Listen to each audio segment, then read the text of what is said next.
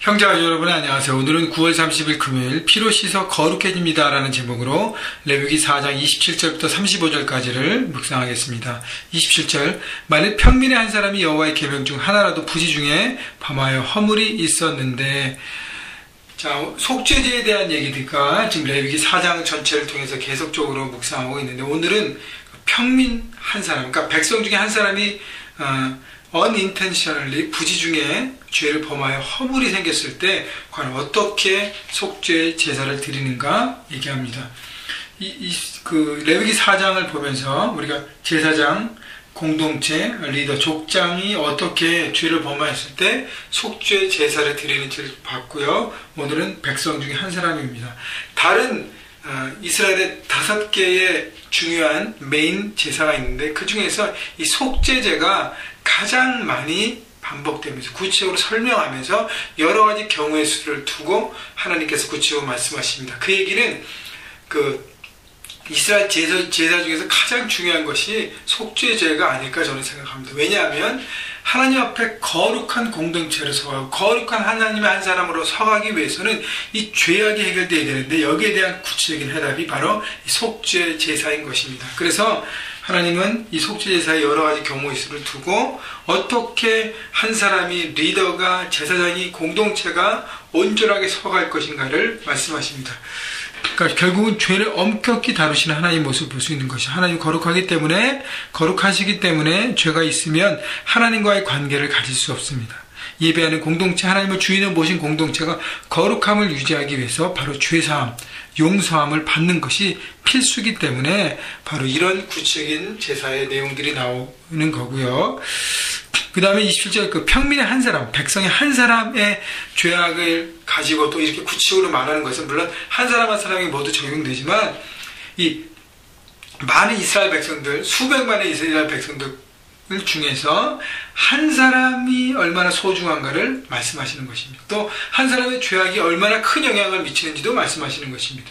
그래서 그 공동체의 집단 속에서 또 리더에 의한 연대의식으로 가지 않고 한 사람 한 사람이 적극적으로 하나님 앞에 나와서 거룩한 하나님의 사람으로 되어가는 것이 얼마나 중요한 것인가를 오늘 본문을 통해서 우리는 볼 수 있습니다. 자, 이 평민 중에 한 사람, 그러니까 백성 중에 한 사람이 부지 중에 죄를 범할 허물이 있었는데, 28절 그가 범죄한 죄를 누가 그에게 깨우쳐주면, 어저께도 말씀드렸지만 이게 축복인 것 같아요. 그가 잘못한 것을, 깨닫지 못하는 것을 다른 사람이 깨우쳐주는 것. 여러분, 다른 사람이 싫은 소리를 하는 거 쉽지 않습니다. 아무리 사랑해도요 참 쉽지 않아요. 왜냐하면 그 얘기를 통해서 서로 마음이 불편할 수가 있기 때문이에요. 그 사람이 잘 받아들이고 거기에 따라서 순종하고 변화되면 너무 기쁜 일인데, 그렇지 않은 경우의 수가 있기 때문에 말하는 사람도 참 불편합니다. 여러분, 그렇다고 피합니까?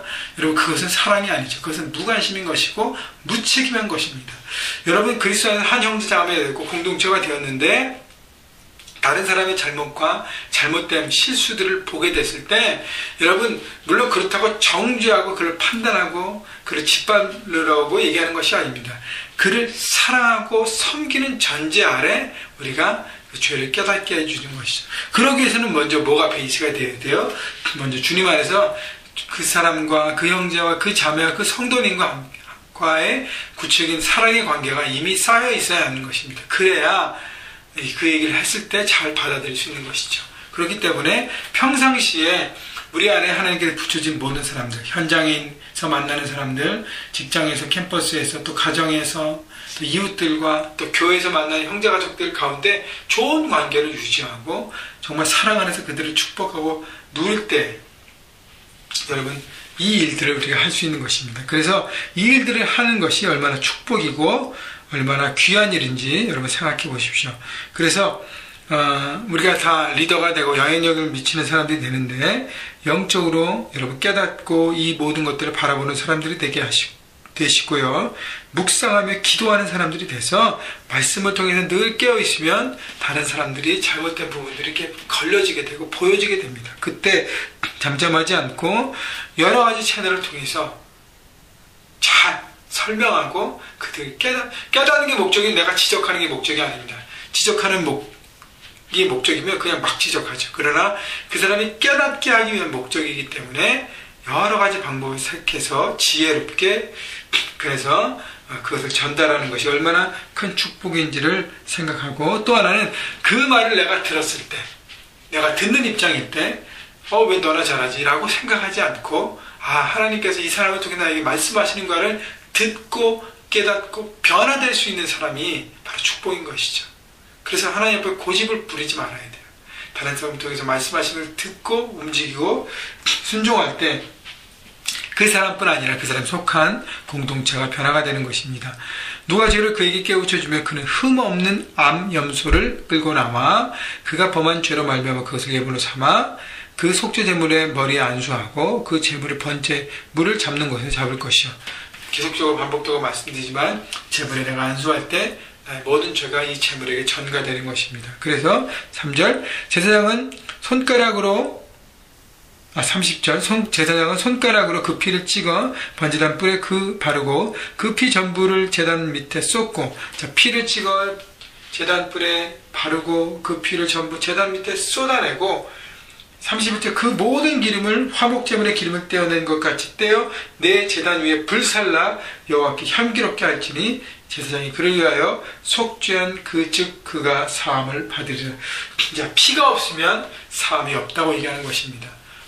이렇게까지 해야 되니까 피비린내 나고 막 참 보기는 좋지 않지 않습니까? 그렇죠?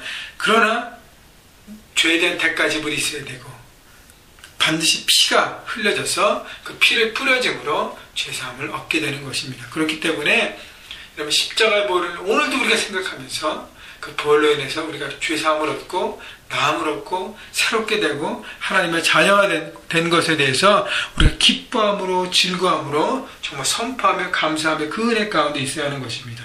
32절 그가 만일 어린 양의 속죄물로 가져오려거든 흠없는 암컷을 끌어다가, 여기 보면 암염소, 그 다음에 또 그것보다 경제적으로 어려운 사람들은 어린 양을 갖고 오라 합니다. 똑같은 과정 가운데 하는 것이죠.